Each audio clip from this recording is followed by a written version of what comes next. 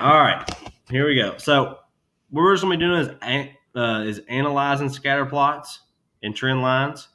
All right, so for this example, let me make this a little bigger because when I zoom in, it takes away my controls there.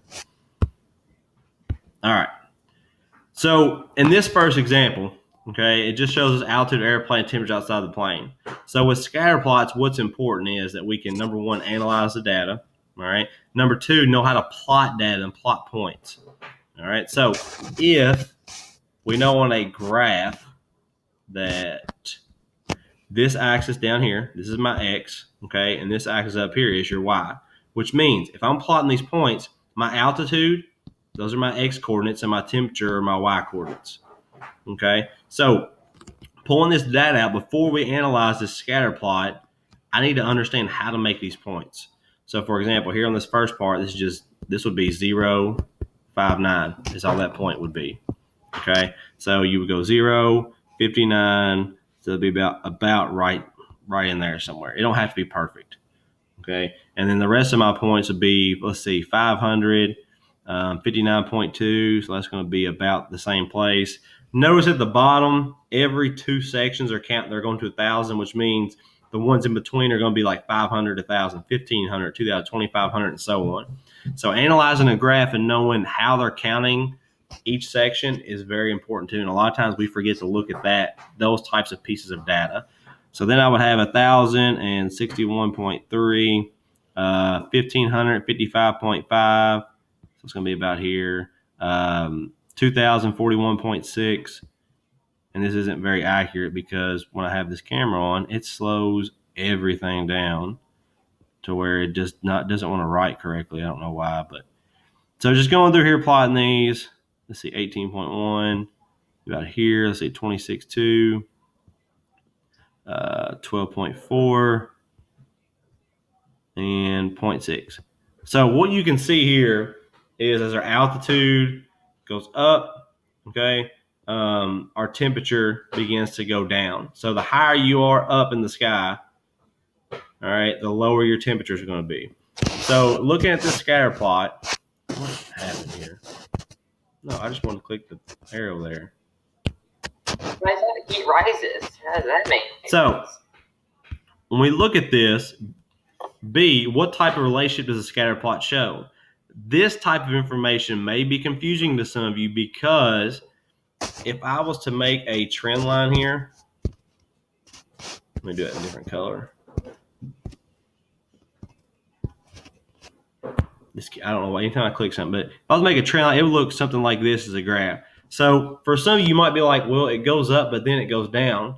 So what relationship does it have? But for the relationship for a scatter plot, you're looking at the overall set of data. And what I mean by that is a good trick to do, if I draw a line below the data and I draw a line above the data, okay, this whole section is flowing downwards, which means the relationship is negative. Okay, so we're looking at types of slope. So this will be a negative slope, which means this is moving downward. Okay, so the overall relationship is negative. It's moving in a downward motion. And anytime I click the button, it just opens up a new one. I don't know why. Anyway, C, we're going to draw a line of best fit, the trend line. All right, include as many points as possible. Now, the line of best fit, okay, that is going to be like your linear equation, okay, from a scatter plot. Now, we haven't gotten that far yet, but when you're doing that, basically what you're doing is you're picking 2 points that are as close as possible to the middle of the data, all right, and you would find your slope, find your y-intercept, and create a line of best fit, which would be a linear equation, which we talked about that, which is y equals mx plus b. All right, this is getting annoying. So your slope intercept here would be our 0, 59. So that could be 59. And this is just an example. So I don't want to overwhelm you. Don't think this is something you have to know right now. And then you would just find your slope and that would give you your line of best fit. So drawing my line of best fit would be something like just right through the middle of the data, something like that right there. I know it's kind of hard to see, but I know if I click a color, it'll open up a new screen like it's been doing. But that would be our line of best fit. It goes right through the middle of the data, okay? And it would be a way for us to estimate, all right, what a next point could be. So like maybe I could say, oh, what would our temperature be when I'm at 6,000? What's my temperature when I'm at 7,000? And you would just plug that in, and it will give you your estimated temperature based on your line of best fit, okay?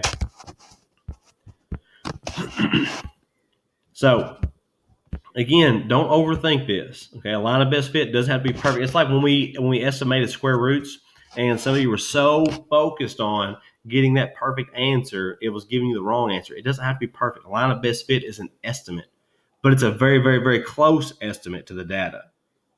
Okay, so like for example, I'm going to change my color. I know it's going to change my screen, but it is what it is.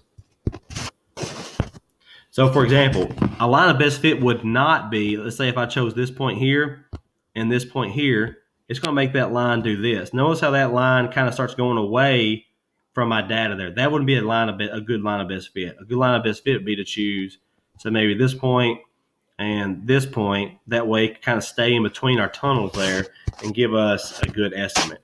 Okay. All right, so let's look at this next example.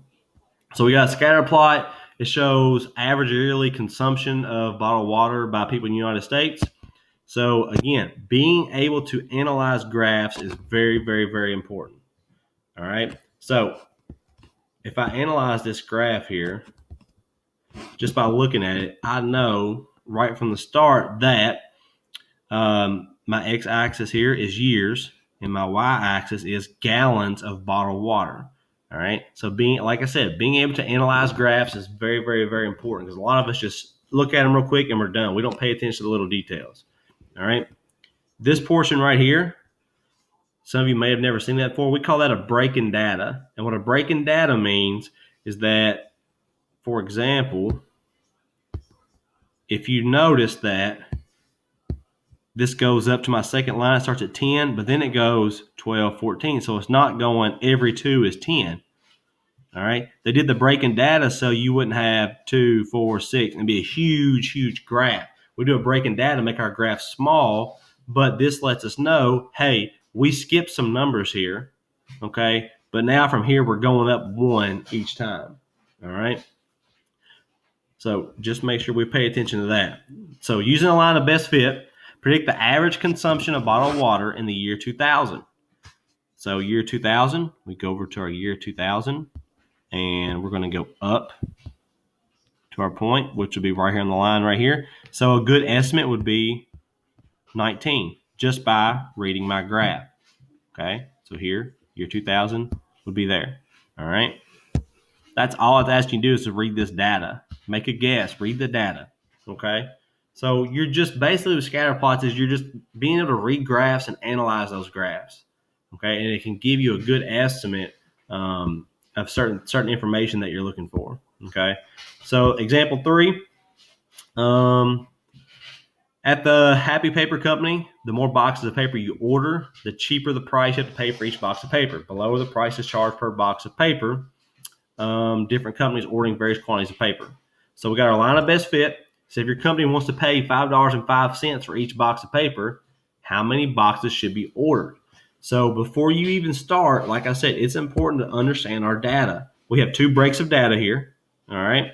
And the bottom is our boxes of paper ordered, and the one on the left, our Y, is our cost. Okay. So our cost, we're looking at $5.05. Which is here, because I realized that, every 2 they're going up 10, so the ones in between have to be the 5s. So $5.05, if I go over and use my line of best fit, which is here, it tells me that I need to order 3.5 boxes, or 3.5 thousand boxes, okay, because it's in thousands. And that's just it with scatter plots. It's just reading the data, analyzing the data, and being able to interpret the graph. All right.